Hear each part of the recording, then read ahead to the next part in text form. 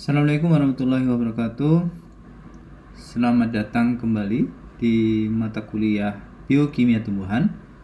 Kali ini kita akan bertemu di pertemuan kedua terkait dengan fotosintesis. Jadi kalau di minggu yang lalu kita telah mempelajari bagaimana fotosintesis itu membentuk NADPH dan ATP. Saat ini di minggu kali ini bagaimana NADH dan ATP itu digunakan untuk asimilasi CO2. Jadi atau yang disebut juga dengan siklus Calvin, yang siklus ini bagaimana proses katalitis fotosintesis dalam upaya asimilasi CO2. Secara skematik bahwa bagaimana sebuah proses fotosintesis itu berlangsung. Kalau kita bawa beberapa komponen yang dibutuhkan seperti halnya fosfat, kemudian cahaya matahari, kemudian CO2 dan juga air. Nanti dalam proses fotosintesis yang berlangsung di kloroplas, sekian reaksi itu akan menghasilkan produk yang disebut dengan triosafosfat dan juga oksigen. Jadi ini secara skematik proses fotosintesis. Bagaimana keseluruhan proses fotosintesis? Ternyata CO2 yang dibutuhkan itu sekitar 3 ya, 3 molekul CO2. Kemudian 9 ATP, kemudian 9 NADH, DPH, kemudian dalam menghasilkan triosafosfat atau dihidroksi aseton fosfat. Proses ini berlangsung di yang disebut dengan reaksi gelap ya, reaksi gelap dari proses fotosintesis bagaimana menghasilkan ini senyawa triosafosfat. Apakah dalam prosesnya sebenarnya tidak dalam kondisi tidak harus gelap, artinya ada beberapa proses ini akan berlangsung dalam kondisi gelap tanpa cahaya, tapi faktanya beberapa enzim itu aktif tanpa di penyinaran, sehingga proses fotosintesis diduga itu tidak hanya terjadi pada reaksi gelap dalam kondisi gelap dan juga dalam kondisi terang. Dalam kondisi terang tentunya bagaimana ATP dan NADPH itu dibentuk. Dalam kondisi gelap tentunya bagaimana enzim-enzim berperan dalam upaya menghasilkan karbon dalam ini adalah triosafosfat. Ini adalah siklus Calvin. Siklus Calvin ini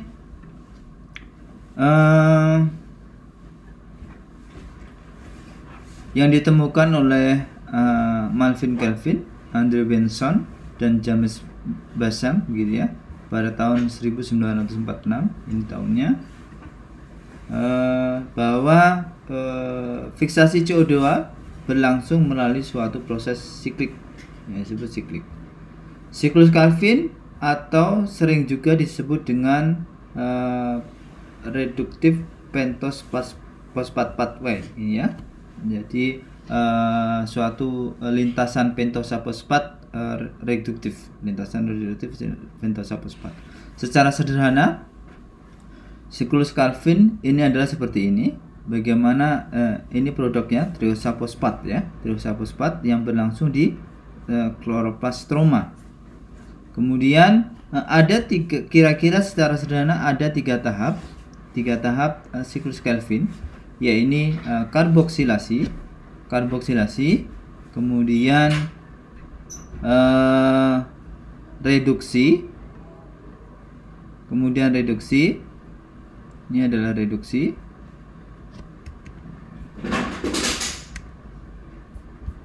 karboksilasi ya, kemudian reduksi,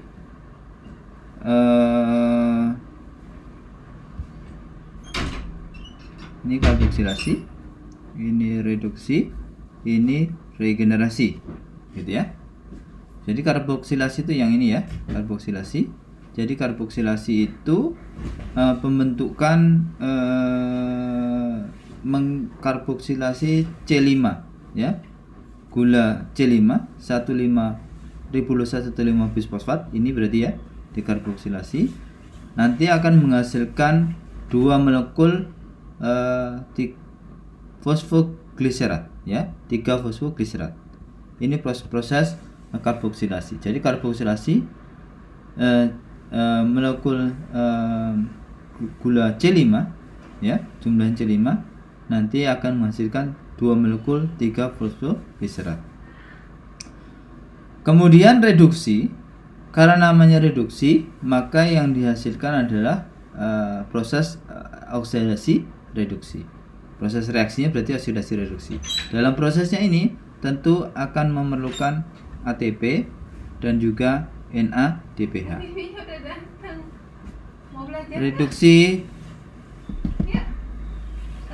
Reduksi ini akan memerlukan yang disebut energi yang diperlukan dalam bentuk ATP dan juga NADPH, gitu ya. Jadi yang direduksi apa? 3 fosfogliserat direduksi oleh energi dalam bentuk ATP dan NADPH sehingga nanti akan menghasilkan triosa fosfat ya. Hasil reaksi kedua yaitu triosa fosfat. Nah, triosa fosfat inilah sebenarnya yang nanti ditransfer ke sitosol yang nanti memang diperlukan untuk misalnya produksi komponen lain, misalnya sukrosa dan seterusnya. Nah, dalam prosesnya selain kalau kelebihannya berarti dalam upayanya ini tentu ingin mempertahankan siklus Calvin ini, maka diperlukan reaksi yang disebut dengan regenerasi. Dalam reaksi regenerasi ini membutuhkan 1 molekul ATP. 1 molekul ATP dalam upaya bagaimana regenerasi triosa fosfat itu membentuk kembali ribulosa 5-fosfat. Jadi begitu ya, ribulosa 1,5-bisfosfat. Ini dari triosa fosfat. Itu adalah upaya regenerasi. Jadi ada 3 tahap itu bagaimana siklus Calvin itu terjadi: karboksilasi, reduksi, dan regenerasi. Ini adalah enzim kunci dalam fotosintesis. Enzim kunci dalam fotosintesis ini bagaimana ribulosa bisfosfat karboksilase mengkatalisis fiksasi CO2 ya. Ribulosa bisfosfat karboksilase mengkatalisis reaksi CO2. Enzim ribulosa bisfosfat karboksilase atau oksigenase sering disebut dengan Rubisco. Maka ini menjadi enzim kunci dari proses ini. Rubisco ribulosa bisfosfat karboksilase atau oksigenase ini hanya satu enzim yang mampu memfiksasi CO2 atmosfer untuk membentuk suatu biomasa. Jadi gitu ya, ada oksigenase, ada karboksilase.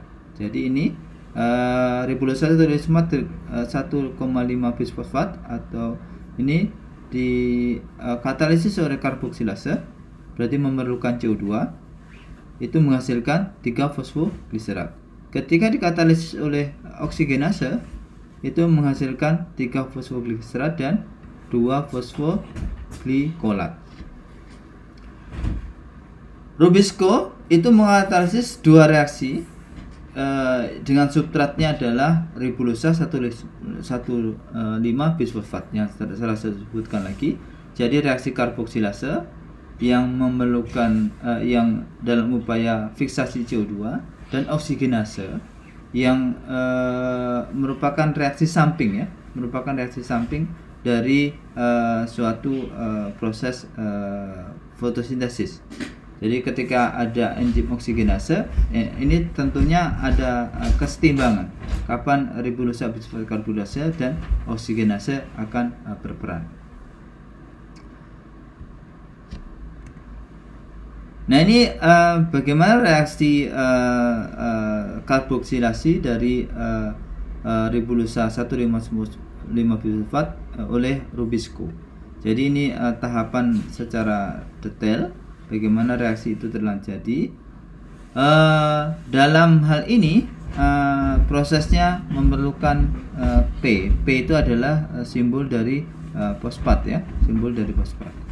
Jadi beberapa tahap mulai dari ketoenol isomerase, itu enzim yang pertama membentuk enediol, kemudian terjadi reaksi kondensasi gitu ya. Reaksi kondensasi berarti ada penambahan ini ya, sehingga nanti membentuk karboksil ketoera binitol bis fosfat. Kemudian terjadi proses hidrolisis ya, ini ada reaksi hidrolisis, kemudian membentuk suatu hidrat. Kemudian hidrat dari sini membentuk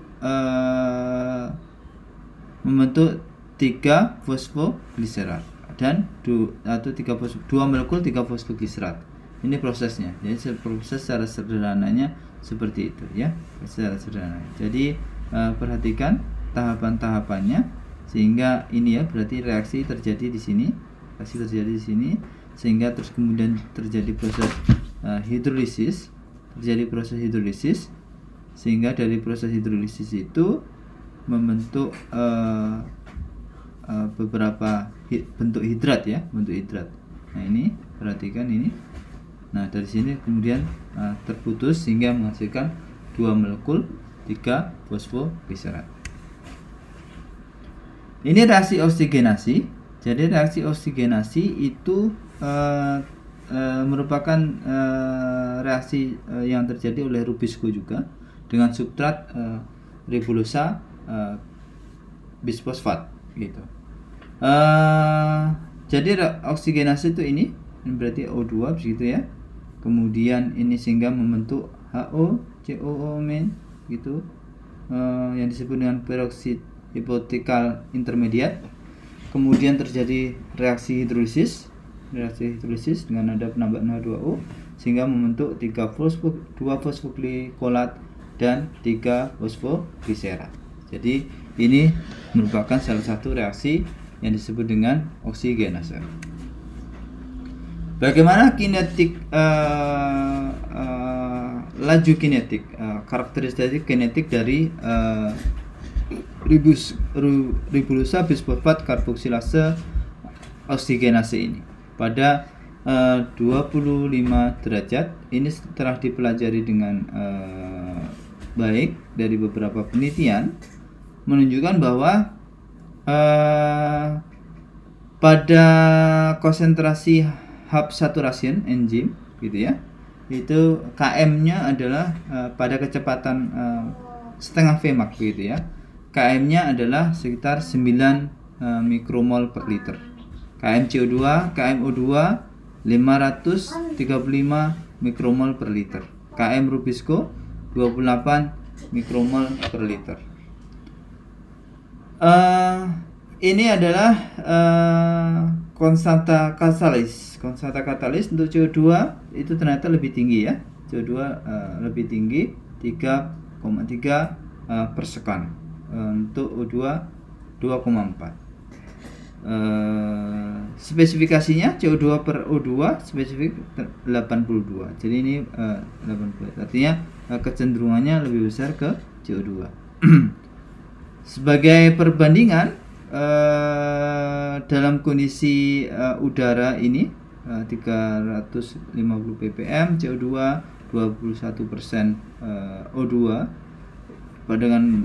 pada kondisi jumlah yang sama, ternyata CO2 itu sekitar 11 mikromol per liter. O2 253 mikromol per liter. Ini beberapa data kinetika untuk enzim ini. Reduksi 3 fosfogliserat itu menghasilkan triosa fosfat. Jadi reduksi senyawa ini nanti akan menghasilkan triosa fosfat. Konversi triosa fosfat melalui reaksi yang seperti tergambar ini. Bagaimana ada memerlukan ATP karena ada proses kinase. Perhatikan biasanya kalau kinase memerlukan ATP. Jadi 3 fosfogliserat ada fosfokinase nanti akan menghasilkan 3 fosfogliserat. Kemudian ada NADP gliserin aldehid fosfat dehidrogenase nanti akan menghasilkan gliseridida 3 fosfat. Ini triosa fosfat isomerase gliseraldehyda fosfat dan deoksyaceton fosfat. Jadi ini enzim yang terlibat di sini adalah gliseraldehyda fosfat dehidrogenase, ya, gliseraldehyda fosfat dehidrogenase. Bagaimana mereduksi 1,3 bisfosfat menjadi D-gliseraldehyda fosfat yang dikatalisis oleh gliseraldehyda fosfat dehidrogenase. Ini reaksi yang selanjutnya, bahwa ada yang disebut dengan enzim yang mampu mengkatalisis yang disebut dengan fosfoinol anhidrat, karboksil asid fosfoinol anhidrat. Ya, ini reaksi yang terjadi. Ini gugus fosfat, ya, gugus fosfat. Ini bentuknya seperti ini, maka disebut dengan fosfoinol anhidrat, gitu ya. Enzim dengan ada sulfuril, ya, sulfhydryl group, ini enzim dengan ada sulfhydryl group sehingga membentuk nanti thioester. Thioester menggantikan fosfat ini, ya. Fosfat ini dilepaskan sehingga enzim menggantikan fosfat ini, sehingga nanti membentuk senyawa yang disebut dengan thioester. Dengan adanya ini nanti ada proses NADPH yang menggunakan energi NADPH sehingga nanti terjadi proses oksidasi reduksi reaksinya, sehingga dari sini akan menghasilkan tiosemiacetal. Bentuknya seperti ini, ya. Kemudian nanti enzim dilepaskan sehingga membentuk suatu aldehid, ya, aldehid. Bagaimana ini? Karboksilik asid fosfoanhidrat. Fosfoanhidrat berarti gugus fungsi fosfoanhidrat itu diubah menjadi gugus fungsi aldehid dengan melibatkan HS enzim sebagai simbol dari gugus fungsi sulfhydryl yang ininya mengandung residu sistein sebagai active center dari pusat reaksi dari enzim tersebut. Reaksi ini dikatalisis yang disebut dengan gliseraldehyda fosfat dehidrogenase. Ribulosa bisfosfat itu dihasilkan dari triosa fosfat, gitu ya. Jadi fiksasi 3 molekul CO2 dalam siklus Calvin, itu dalam siklus Calvin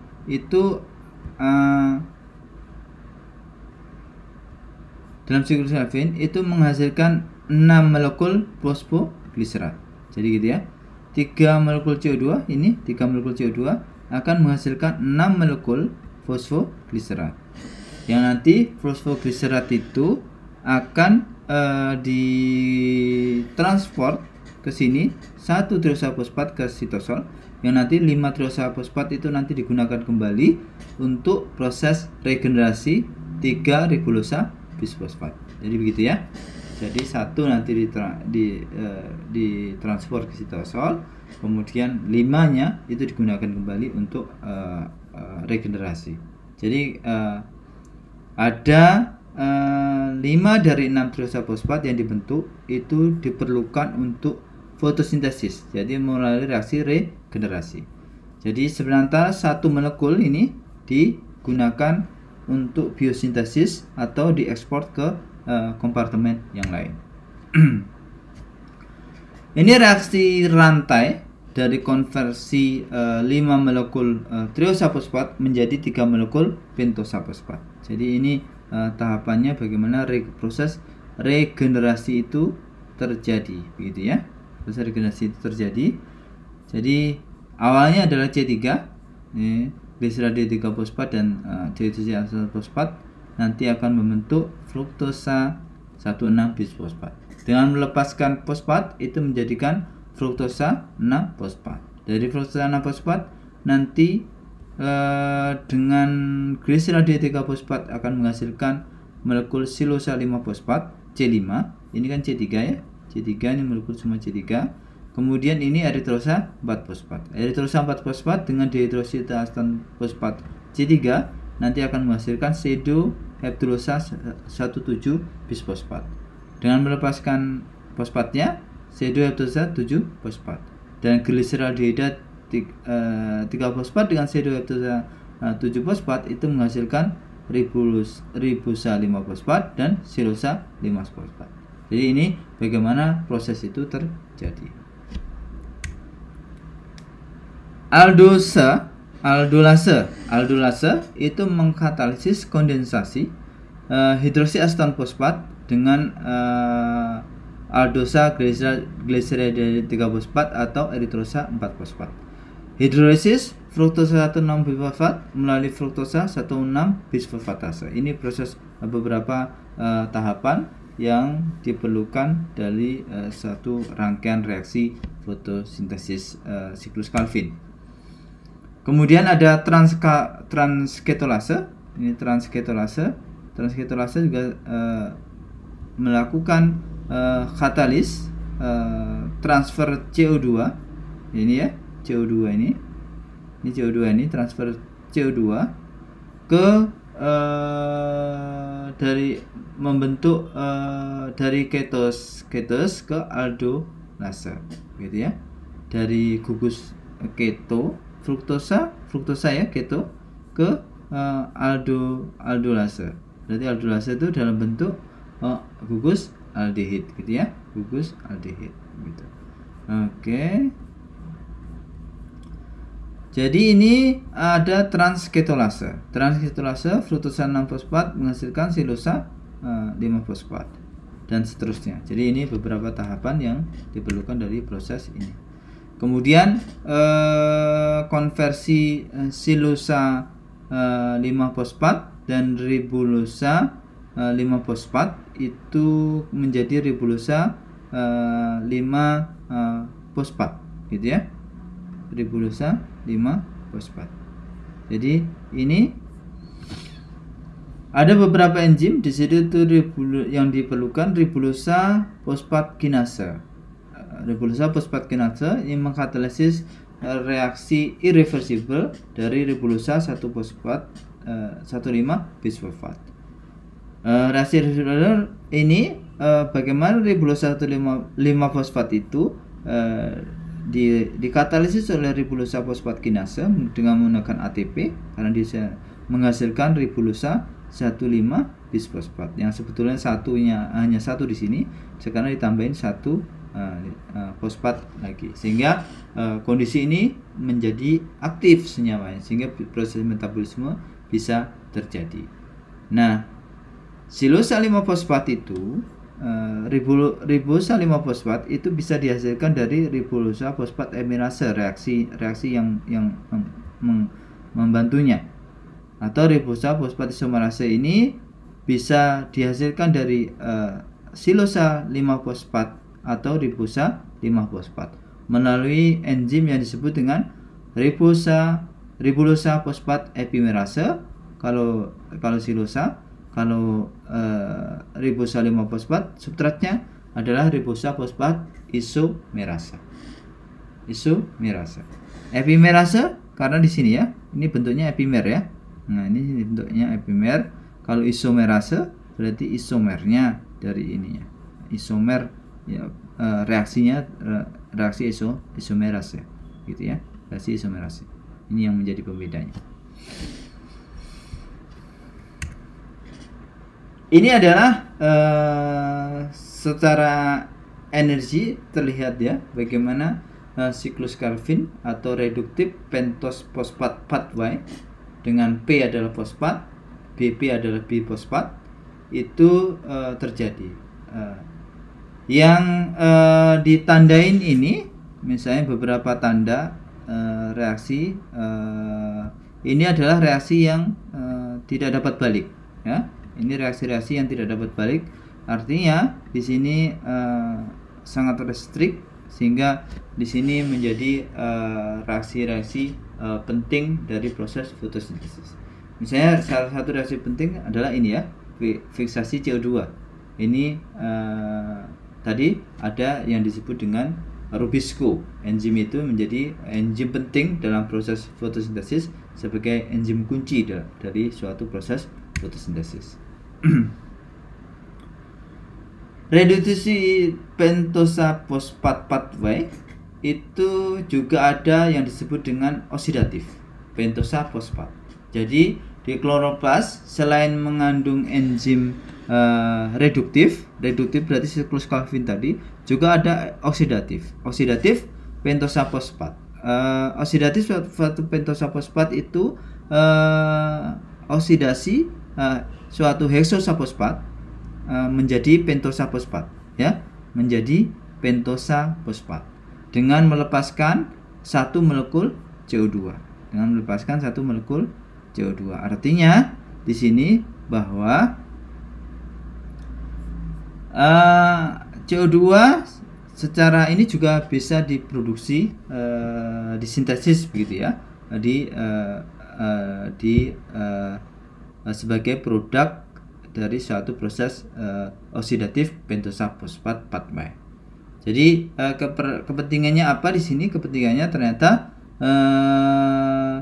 dari reaksi ini menghasilkan NADPH. Jadi NADPH sebagai high pressure hidrogen untuk biosintesis proses.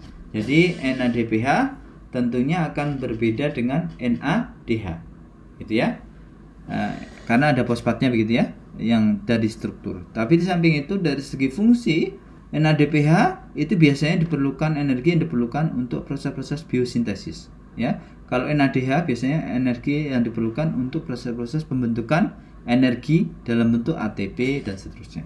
Nah, ini dalam proses oksidatif pentosa fosfat pathway ini akan menghasilkan NADPH ini ya, NADPH yang nanti selain itu juga menghasilkan gliseraldehyde 3 fosfat ujungnya dan fruktosa 6 fosfat C6 ya, C6 fruktosa 6 fosfat yang ribosa 5 fosfat C5 dan seterusnya.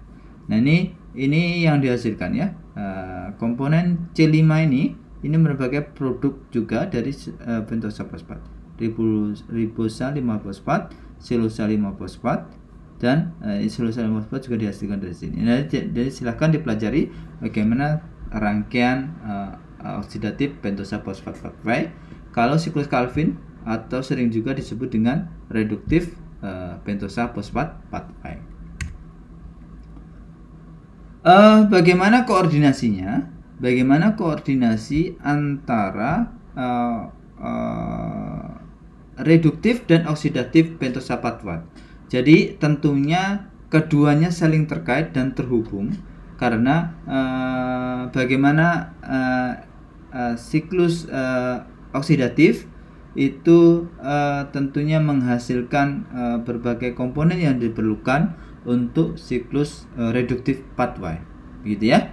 Nah, komponen penting yang diperlukannya adalah misalnya ini ribosa 5 fosfat. Ribosa 5 fosfat sebagai bagian dari siklus Calvin. Jadi ini satu hal yang diperlukan bahwa oksidasi glukosa 6 fosfat itu akan menghasilkan satu molekul CO2, di mana ini memerlukan satu molekul CO2 untuk fiksasinya. Jadi sini ya, ini akan sangat memerlukan. Samping itu, di sini juga bagian komponen dari ribosa 5 fosfat. Kemudian selain itu, glukosa 6 fosfat itu juga diperoleh dari Calvin ini melalui dari fruktosa 6 fosfat, sehingga nanti sangat diperlukan tahapan-tahapannya. Di samping itu NADPH 2 molekul juga dihasilkan ya, 2 molekul NADPH ini dari oksidatif itu nanti akan diperlukan di sini ya, 2 molekul ini ya, 2 molekul NADPH dari siklus Calvin. Meskipun di sini ATP masih diperlukan dalam hal ini karena di sini memerlukan 2 ATP. 2 ATP ini tidak disediakan oleh oksidatif pentosa fosfat. Baik, kita lanjutkan. Fosfoglikolat tadi yang dibentuk dari rubisco oksidatif oksigenase ya, rubisco oksigenase ini seperti apa perannya dalam proses lintasan fotorespirasi. Jadi pada kali ini kita akan mempelajari bagaimana fosfoglykolat itu dibentuk oleh melalui reaksi selama reaksi fisasi CO2 oleh Ribosco, dan peranannya seperti apa terkait dengan aktivitas enzim oksigenase. Nah, di sini Ribosco ribulosa 1,5-bisfosfat itu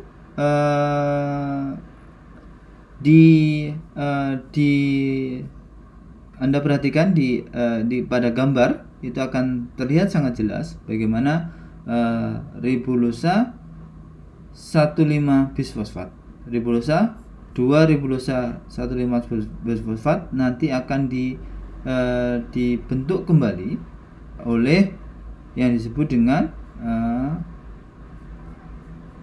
gitu ya, glikolat 2-fosfogliserat ya. Ini akan membentuk ini ya, senyawa ini 2-ribulosa 1,5-bisfosfat itu akan di recycling dari 2-fosfoglikolat. Reaksi ini adalah reaksi lintasan fotorespirasi dan lokalisasinya. Jadi misalnya ini di tempat yang berbeda ya, melibatkan kloroplas, dari kompartementasi, kemudian peroksisom, kemudian mitokondria. Jadi tempatnya berbeda-beda. Anda perhatikan di sini bahwa oksigenasi 2 molekul ribulosa 1,5-bisfosfat itu akan menghasilkan 3 molekul fosfogliserat, 3 molekul fosfogliserat ini ya, 3 molekul fosfogliserat dan 2 molekul 2-fosfogliserat. 2 molekul 2-fosfogliserat itu nanti akan masuk ke dalam 2 glikolat yang di sini, 2 glikolat itu akan masuk ke dalam peroksisom, ini glikolat. Nanti di sini akan menghasilkan glisin ya, dimanfaatkan untuk menghasilkan glisin, atau dari sini serin, nanti akan glisin akan terbentuk kembali ke bentuk recycling gliserat, menghasilkan gliserat lagi ke gliserat, nanti di kloroplas membentuk 3-fosfogliserat, nanti akan diproduksi kembali menghasilkan 1,5-bisfosfat. Jadi ini bagaimana mekanisme fosfoglikolat itu bisa digunakan untuk membentuk kembali 1,5-bisfosfat. Walaupun mekanismenya sangat panjang karena melibatkan kompartementasi mulai dari kloroplas, peroksisom dan mitokondria. Jadi ini gambarannya dalam prosesnya. Dalam prosesnya 3 fosfogliserat sebanyak 3 molekul ini, 3 molekul nanti akan di reduktif, di oksidasi reaksi oksidasi reduksi begitu ya, dengan menggunakan NADPH dan juga ATP ya. NADPH dan ATP nanti menghasilkan 2-ribulosa 1,5-bisfosfat.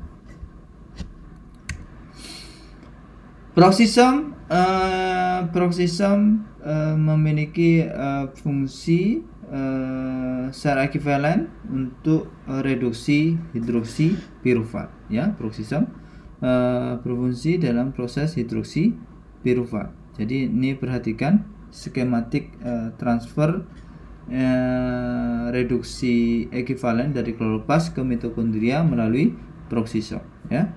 Dari kloroplas ke mitokondria melalui peroksisom. Ini peroksisom transfer ini. MDH itu adalah malat dehidrogenase.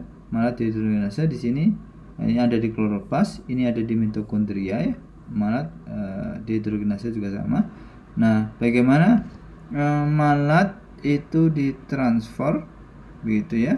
Bagaimana malat itu ditransfer sehingga malat itu nanti akan menghasilkan oxaloacetat gitu ya. Oxaloacetat sehingga nanti malat oxaloacetat shuttle. Di sini ada istilah malat oxaloacetat shuttle. Ini yang berfungsi untuk mentransfer malat dan oxaloacetat. Dalam proses mitokondria itu terkait dengan respirasi, rantai respirasi, berarti fosforilasi oksidatif. Jadi oxalostat ini sebagai komponen yang diperlukan dalam proses fosforilasi oksidatif yang disebut dengan siklus Krebs gitu ya, siklus Krebs. Sementara kalau di mitokondria juga di rantai fotosintetik ya, juga di rantai fotosintetik juga diperlukan. Bedanya apa? Bedanya ternyata di sini NADPH dihasilkan, sementara di sini di rantai respirasi NADH. NADH ya, NADH dalam proses rantai respirasi ini. Jadi memerlukan dalam bentuk ini NADPH, sementara dalam proses reduksi oxalostat menjadi malat itu memerlukan NADH. Yang bedanya di situ. Jadi ini bagaimana NADH diperlukan sebagai reduktan untuk konversi hidroksi pirufat menjadi gliserat hidroksi pirufat ini ya. NADH diperlukan sebagai reduktan ini NADH hidroksi pirufat menjadi gliserat dalam peroksisom, gitu ya, gliserat dalam peroksisom. Jadi ini kaitannya dengan fungsi nanti dalam proses ini gliserat itu sangat diperlukan dalam proses fotosintesis.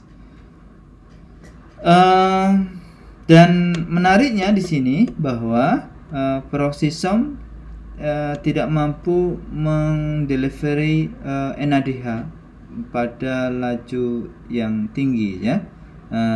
Sementara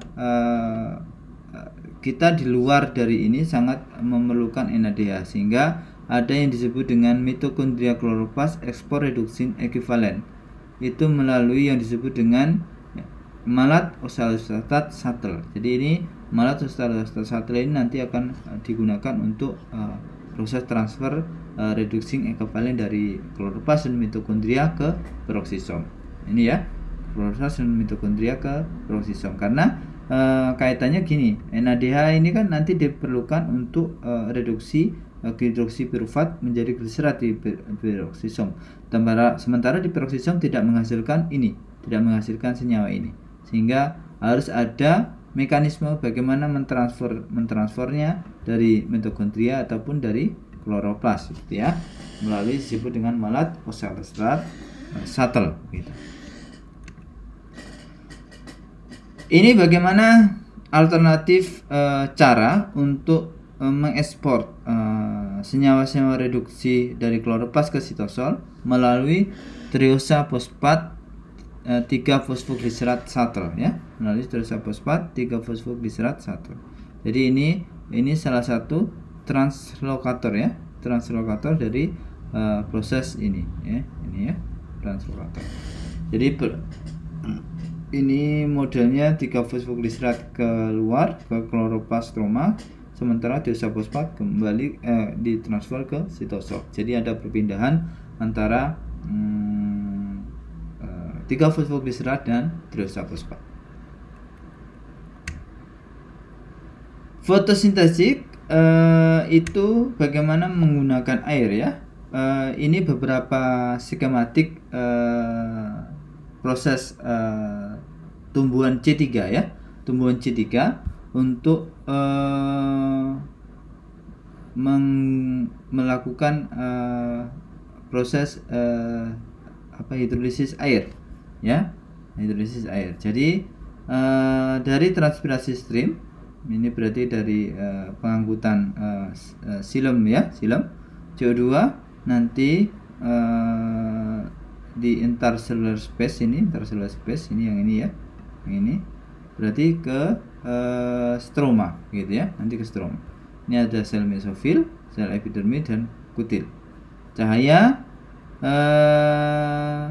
untuk tumbuhan C3 misalnya itu akan memerlukan sekitar 700 sampai 1300 mol H2O untuk memfiksasi 1 mol CO2 ya. 1 mol CO2 untuk memfiksasi 1 mol CO2 memerlukan sekitar 700 sampai 1300 mol H2O ya, atau H2O atau air. Jadi ini secara sederhana bagaimana air itu sangat diperlukan dalam proses fiksasi ini, fiksasi molekul CO2. CO2 itu didifusi melalui beberapa mekanisme. Stomata misalnya ke intercellular space gas, sehingga nanti bereaksi ke sel mesofil daun, ya, nanti dibawa ke sel mesofil daun. Kemudian atau juga melalui difusi selama air mengalami penguapan di daun gitu ya, di sel daun. Kemudian ini adalah beberapa mekanisme yang mungkin terjadi dan juga diserap dari akar gitu. Ini bagaimana skematik reaksi metabolik gitu ya, selama malat itu sebagai komponen yang diperlukan ya, malat sebagai komponen yang diperlukan. Kemudian ini selama stomata ditutup gitu ya, malat itu dilepaskan dari sel quartz ya, quartz cell ini. Ini silakan nanti dipahami dengan seksama bahwa ada melibatkan beberapa kompartemen di sini. Ini satu adalah vakuola, kloroplas gitu ya, kloroplas. Malat itu diproduksi dari oxalostat dengan menggunakan NADPH sebagai reduktornya. Kemudian menghasilkan malat ini nanti akan disimpan di vakuola. Kemudian di vakuola ini akan menghasilkan berbagai ion ya, ion, sehingga ion-ion ini yang berbeda ini akan menggerakkan berbagai berbagai ion, sehingga K+ nanti keluar. Kemudian ada proses proton ini diperoleh dari ATP begitu ya, sehingga proses K+ itu ionisasi, proses transfer itu terjadi. Jadi ini proton transfer melalui yang disebut dengan H-ATPase di plasma membran, menghasilkan peningkatan proton potensial proton dan hiperpolarisasi ya. Ini HTPase. Kemudian ini akan membuka dependent K-invert channel ya ini, dan proton potensial influx potassium ion melalui this channel. Jadi ion ini, ion K+ nanti akan keluar di sini. Jadi kurang lebih hal yang dijelaskan dari proses ini, bagaimana malat itu sebagai bagian dari suatu anion yang penting dalam terjadinya proses pembukaan ya, proses pembukaan menutupnya suatu stomata daun begitu ya. Ini difusi CO2 ke dalam sel di C3 dan C4 gitu ya, difusi CO2 ke dalam sel untuk tanaman C3 dan C4. Skematik representasi dari CO2 dan C3 ini adalah seperti ini. Kemudian yang membedakan, perhatikan di sini, yang membedakan bahwa CO2 konsentrasi dari beberapa tanaman C3 begitu ya, C3 itu akan berlangsung langsung ya di mesofil ya, langsung satu ya di mesofil, nanti menghasilkan ke Rubisco. Jadi konsentrasi CO2 di sini 8 mikromolar, CO2 di sini 6 mikromolar. Dari CO2 350 ppm. Misalnya ini salah satu penelitian ya, salah satu penelitian.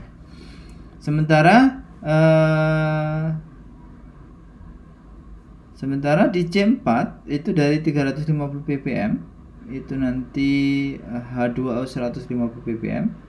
Di sel mesofil itu 5 mikromolar. Sementara di badosit sel itu 70 mikromolar.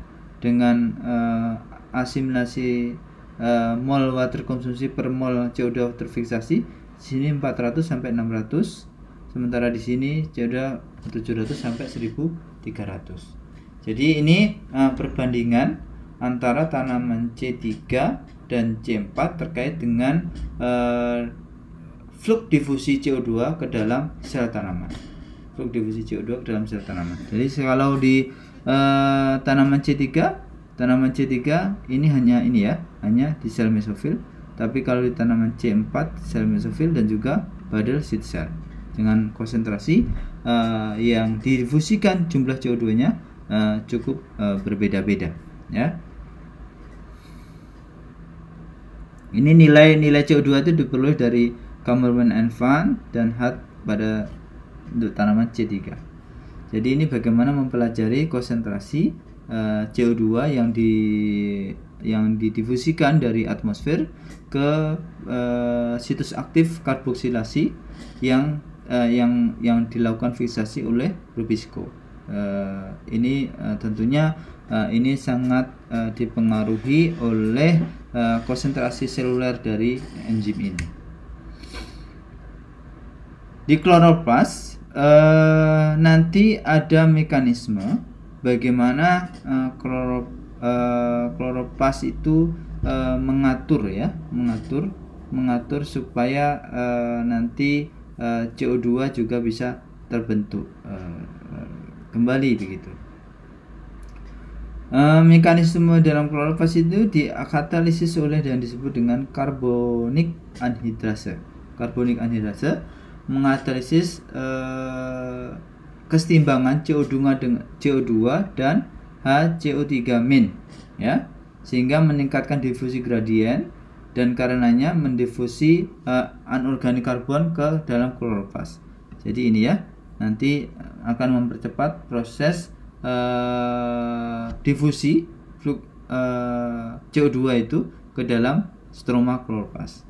Ini sebagai contoh diasumsikan pada pH 8 konstanta disosiasi antara ini adalah 5 kali 10 pangkat minus 7. Jadi itu bagaimana kecepatan reaksi yang nanti akan mendorong CO2 masuk ke dalam stroma kloroplast. Ini C4, tanaman C4. Bagaimana prinsip dari tanaman C4 ini dalam asimilasi CO2 dengan melepaskan air sebagai konsumsi dibandingkan tanaman C3. Gitu ya. Di sini di tanaman C4 itu melibatkan kompartemen tadi yang kalau di C3 hanya sel mesofil, kalau di C4 ada bundle seed cell. Jadi tanaman CO2 dipompa oleh tanaman C4 melalui proses metabolisme seluler secara spesifik sebagai fungsi dari membran transporter dari ini ya, fungsi dari membran transporter yang ini ya. Kemudian reaksi HCO3- dengan fosfoenol pirufat, ini fosfoenol pirufat dikatalisis oleh enzim yang disebut dengan fosfoenol karboksilase. Fosfoenol pirufat karboksilase. Setelah konversi CO2 ke HCO3-, fosfoenol pirufat dikarboksilasi ke di sel mesofil membentuk oxaloacetat. Setelah konversi, oxaloacetat nanti diubah menjadi malat, dan malat ini bisa ke dalam bundle seed cell di mana CO2 itu dirilis sebagai substrat untuk Rubisco. Jadi begitu ya. Ini strateginya bagaimana Rubisco itu dimanfaatkan untuk di bundle seed cell CO2. Jadi CO2 tidak langsung dimanfaatkan di sel mesofil, tapi melalui serangkaian tahapan sehingga CO2 itu digunakan di bundle seed cell. Berbeda dengan tadi tanaman C3. Tanaman C3 langsung dimanfaatkan di sel mesofil. Pelepasan CO2 di bundle seed cell terjadi melalui tiga cara yang disebut dengan NADPH Malik enzim tipe plan, NAD Malik enzim tipe plan, kemudian fosfoenol pirufat karboksinase tipe plan. Ini yang terjadi bagaimana CO2 dilepaskan kepada seed cell, ya, yang disebut dengan Malik enzim. Jadi Malik enzim CO2 nanti dengan melepaskan CO2 dengan katalis Malik enzim. Kemudian phosphoenol pyruvate ini berarti substratnya malat.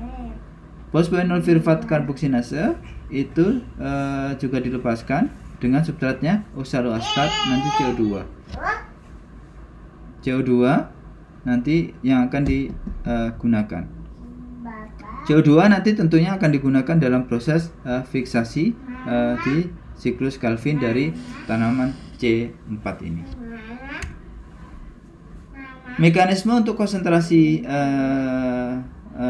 CO2 dalam tanaman dengan menggunakan C4 NADP Malik enzim tipe. Ini contohnya di maize tanaman, ya, contohnya di tanaman ini bisa diperoleh bagaimana CO2 di sel mesofil ini, ya, tadi melalui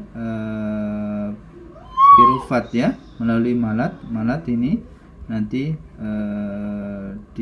menghasilkan piruvate, ya, dari ini CO2 di sitosol oxaloacetat nanti masuk ke dalam sel mesofil, kemudian di sel mesofil nanti menghasilkan malat di pada seed cell, nanti NADH menghasilkan piruvate. Nah, CO2 nanti diperlukan di sini, ya, CO2 nanti sambil dilepaskan nanti diperlukan di sini dalam untuk menghasilkan triosa fosfat melalui siklus Calvin. Jadi ini yang mekanisme ini memerlukan suatu translokator. Translokatornya adalah malat translokator, kemudian ataupun piruvate translokator, gitu. C4 metabolisme ini, tanaman C4 metabolisme ini yang terjadi di sel mesofil dan buddle seed cell. Jadi ini bagaimana tanaman C4 itu menghasilkan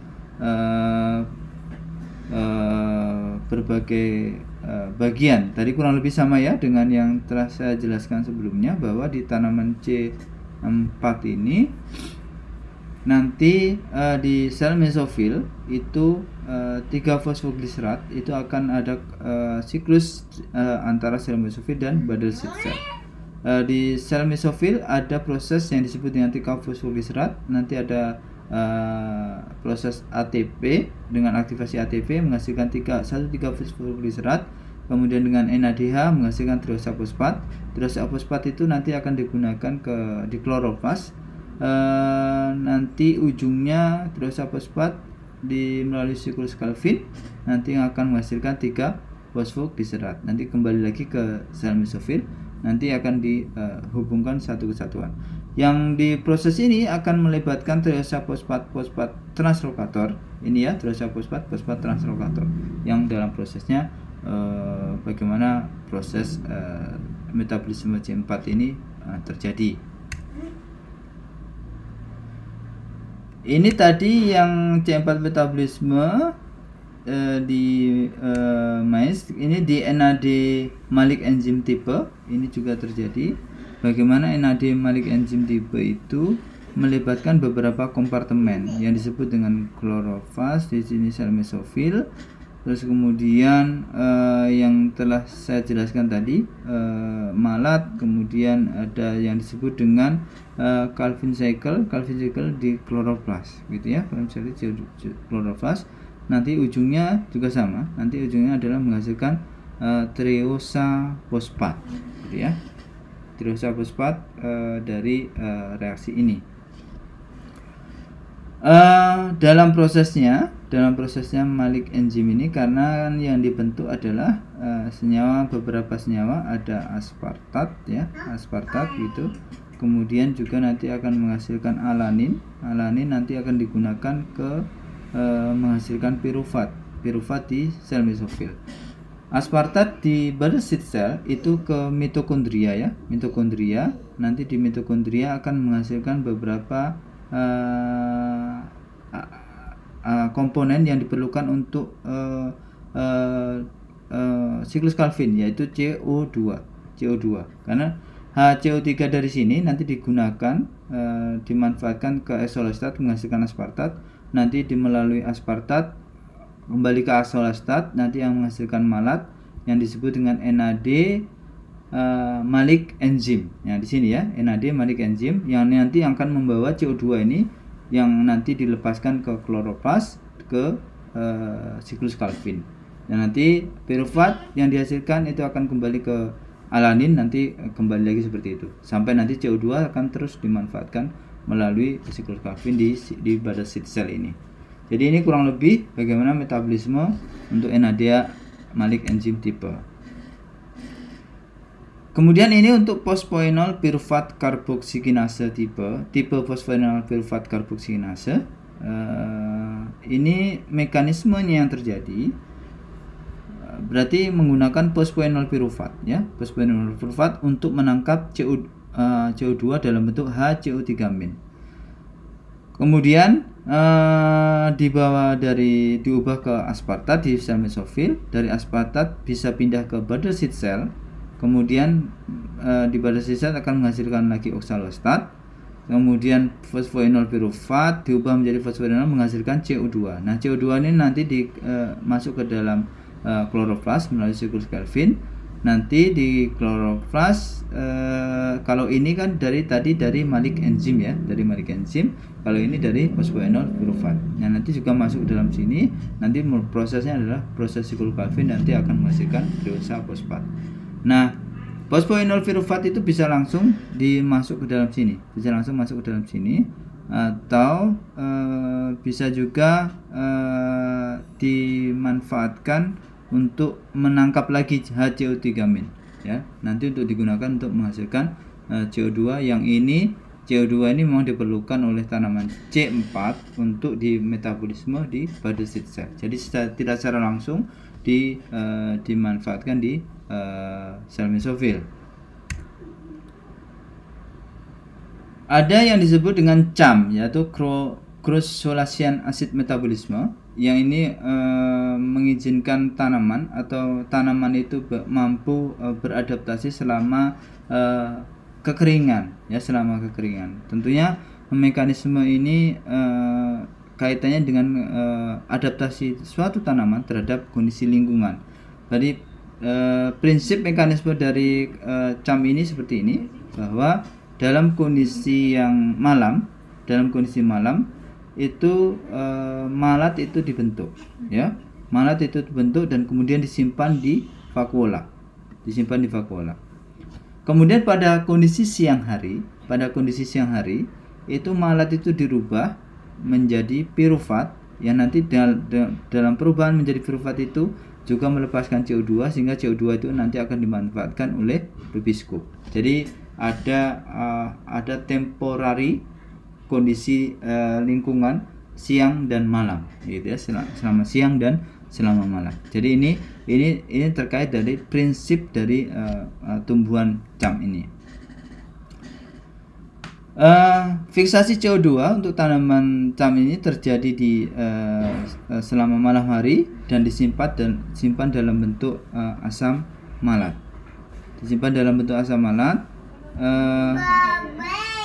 Dalam bentuk Malik enzim. Malat ini disimpan dalam vakuola ya, disimpan dalam vakuola CO2. Ketika malam hari malat disimpan dalam vakuola melalui berbagai reaksi mekanisme yang disebut dengan mulai dari triosa fosfat gitu ya, kemudian 1,3-fosfoglycerat dengan memerlukan NAD+ di sini prosesnya. Kemudian fosfoenol pirufat, 3-fosfoglycerat menghasilkan fosfoenol pirufat, yang fosfoenol pirufat inilah yang menangkap ini CO2. Nah, fosfoenol pirufat CO2 masuk dalam bentuk oksalostat, nanti menghasilkan malat. Malat nanti disimpan sementara dalam kondisi malam hari di vakuola. Nah, ketika tentunya proses ini selama malam hari membutuhkan triosa fosfat. Triosa fosfat diperoleh dari mana? Triosa fosfat diperoleh karena di sini ya, diperoleh dari pati yang ada di klorofas yang dibentuk simpan sementara dalam bentuk fati. Selama selama siang hari, fotosintesis telah menutup stomata. Stomata selama malam hari tertutup, sehingga selama malam hari vakuola yang tersimpan, malat yang tersimpan di vakuola itu akan didistribusikan ke kloroplas melalui translokator, malat translokator gitu ya. Kemudian malat ini akan diubah menjadi pyruvat dengan melepaskan CO2. Nah, CO2 inilah nanti digunakan untuk siklus Calvin menghasilkan triosa fosfat, kemudian disimpan dalam pati atau dikembalikan ke sitosol, sel mesofil gitu, menjadi triosa fosfat yang nanti dimanfaatkan kembali untuk membentuk malat. Jadi ini beberapa mekanisme selama siang hari ya, selama siang hari. Baik, itu adalah bagaimana mekanisme tumbuhan untuk menghasilkan menghidrolisis menggunakan H2O, mengasimilasi CO2 sehingga menghasilkan senyawa glukosa, senyawa gula begitu ya, bisa 3-fosfogliserat, pati dan seterusnya. Nah, bagaimana sebenarnya penelitian yang bisa dilakukan? Bagaimana untuk penelitian yang bisa dilakukan? Ini saya akan mencoba memberikan contoh, salah satu contoh penelitian yang bisa Anda terapkan di ini ya, di beberapa penelitian Anda.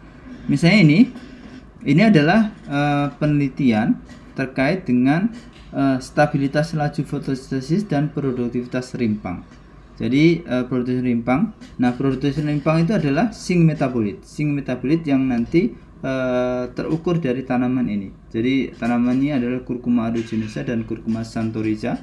Keduanya adalah sama-sama dari famili Zingiberaceae dan ini adalah tanaman temu hitam atau temulawak.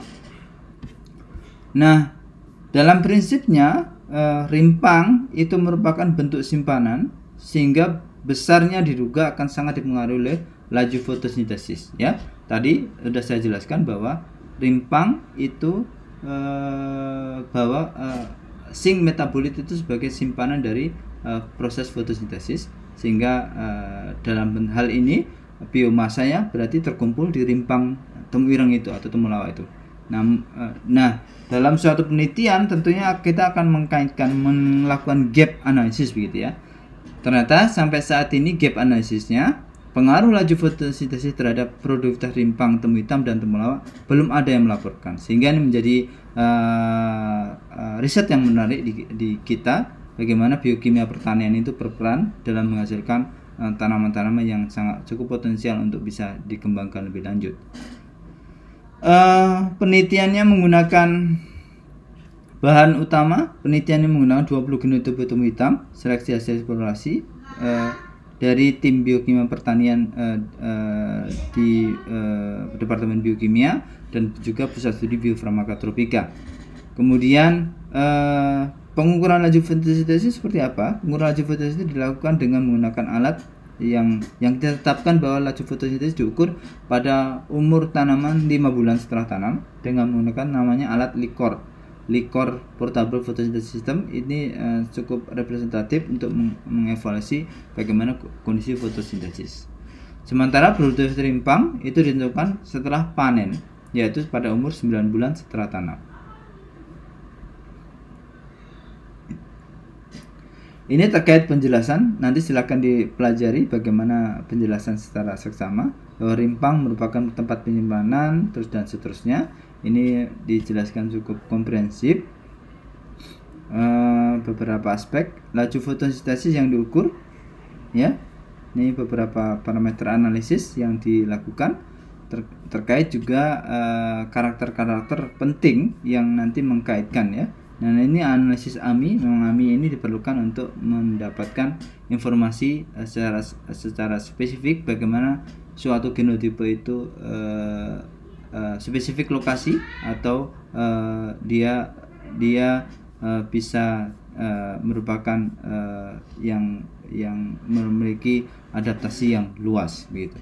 Jadi kurang lebih itu bagaimana laju fotosintesis dalam mikromol CO2 per meter persegi per second gitu ya. Ini bisa digunakan sebagai dasar untuk mengevaluasi suatu tanaman. Dalam hal ini saya mencoba di penelitian ini mencoba mengevaluasi laju fotosintesis pada tanaman temu ireng dan juga temulawak. Kurang lebih begitu apa yang sudah saya sampaikan. Semoga bermanfaat dan selalu sehat buat kita semua. Saya akhiri. Assalamualaikum warahmatullahi wabarakatuh.